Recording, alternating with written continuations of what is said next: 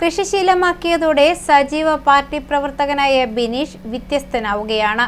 ഒരു മികച്ച കർഷകനായി മാറുകയാണ് പാലാ കൂത്താട്ടുകുളം സ്വദേശിയായ പുതുതലമുറക്കാരൻ. കൂത്താട്ടുകുളം CPI ലോക്കൽ സെക്രട്ടറിയും MBI ജീവനക്കാരുമായ ബിനീഷ് കെ തുളസിദാസ് നാടറിയുന്ന നല്ലൊരു കർഷകനായി മാറിയിരിക്കുകയാണ്. ഇത് 2ാം വർഷമാണ് ബിനീഷ് കൃഷിയുമായി മുൻപോട്ട് വന്നിരിക്കുന്നത്. പാരമ്പര്യ കർഷക കുടുംബത്തിലെ അംഗമാണെങ്കിലും സ്വന്തമായി കൃഷി ചെയ്യാൻ തുടങ്ങിയിട്ട് അധികകാലം ആയിട്ടില്ല. തുടക്കക്കാരൻ്റെ യാതൊരു പകപ്പുമില്ലാതെയാണ് ബിനീഷ് തൻ്റെ കൃഷി മുൻപോട്ട് കൊണ്ടുപോകുന്നത്. വർഷങ്ങളായി തരിശു കിടക്കുന്ന കിഴക്കൊമ്പ് ഉള്ളാമ്പാടം പാടശേഖരത്തിലെ 80 സെന്റ് സ്ഥലത്താണ് ആദ്യം ബിനീഷ് കൃഷി ഇറക്കിയത്. ഈ വർഷം കൃഷി വ്യാപിപ്പിച്ച് ഏകദേശം 1 ഏക്കർ സ്ഥലത്താണ് പയർ കൃഷി ചെയ്തിരിക്കുന്നത്.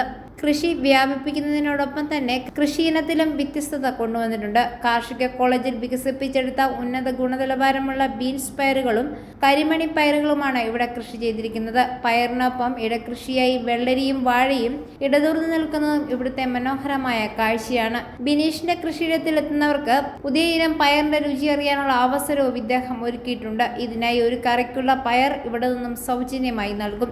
ഇത്തരത്തിലൊരു മികച്ച കർഷകനായി മാറിയിരിക്കുകയാണ് ഈ പുതുതലമുറക്കാരൻ. കൃഷി ഇവിടെ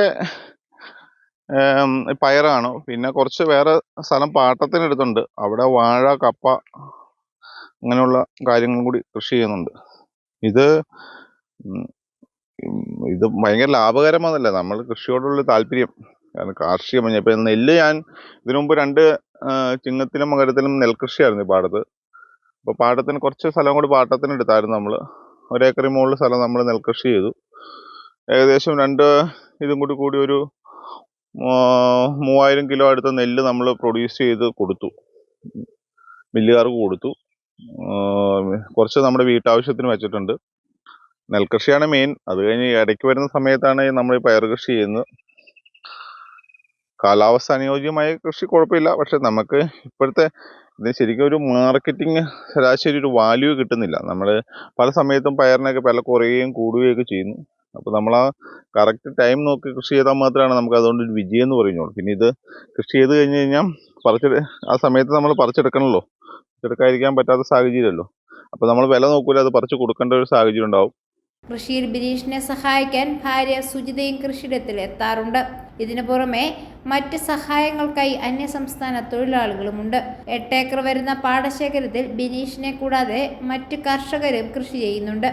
ആഴ്ചയിൽ 1000 കിലോയിൽ അധികം പയർ ഈ പാടശേഖരത്തിൽ നിന്നും വിളവെടുക്കും. ഈ കർഷകരുടെ അധ്വാനത്തിന് നഗരസഭാ പരിധിയിൽ തന്നെ ആവശ്യക്കാർ ഏറെയാണ്. പുതിയ ഇനം പയർ പരീക്ഷിക്കാൻ നിരവധി ആളുകൾ കൃഷിയിടത്തിൽ എത്തുന്നുണ്ട്. ഞാനിപ്പം ഇതിനകത്ത് നമ്മുടെ വളം യൂസ് ചെയ്യുന്ന കുറച്ച് ആൾക്കാർ എൻ്റെ അടുത്ത് വന്നായിരുന്നു. അവർ പറഞ്ഞിരിക്കുന്ന വളം അവരുടെ കമ്പനിയുടെ ഒരു വളമാണ്. വളമായിട്ട് നമ്മൾ ഉപയോഗിക്കുകയല്ല, അത് സ്പ്രേ ചെയ്യുകയാണ്.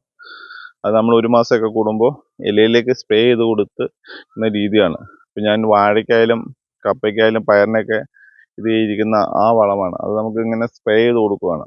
നമ്മുടെ ഇവിടെ അങ്ങനെ മാർക്കറ്റിലേക്ക് കൂടുതലായിട്ടില്ല. അവർ പറയുന്ന രീതി അനുസരിച്ച് നമ്മൾ ഇത് ചെയ്യണം. കൂടുതലും ഏലം അങ്ങനെയുള്ള കൃഷികൾക്കാണ് കൂടുതലും ആൾക്കാർ ആ സ്പ്രേ ചെയ്ത് യൂസ് ചെയ്യണത്.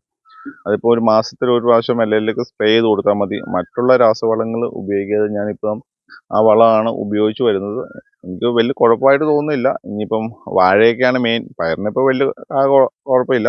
ചുട്ടുപൊള്ളുന്ന വെയിലിലും കർഷകർക്ക് ആശ്വാസമായി ഉള്ളത് തൊട്ടടുത്തുള്ള കനാൽ വെള്ളമാണ്. MVIP പ്രൊജക്ടിന്റെ ഭാഗമായി മലങ്കരയിൽ നിന്നും എത്തുന്ന വെള്ളം സദാസമയം കൃഷിയിടങ്ങളിലേക്ക് എത്തുന്നതിനാൽ ഇവിടെ 100 മേനി വിളവാണുള്ളത്. അത്യാവശ്യ ഘട്ടങ്ങളിൽ ഉപയോഗിക്കാൻ കൃഷിയിടത്തിൽ ചെറിയ കുളവുമുണ്ട്. വരും കാലങ്ങളിൽ കിഴക്കൊമ്പ് മേഖലയിലെ കൂടുതൽ ചെറുപ്പക്കാർ കൃഷിയിലേക്ക് ഇറങ്ങുമെന്ന പ്രതീക്ഷയിലാണ് ഈ യുവ കർഷകൻ. i4A news, Pala.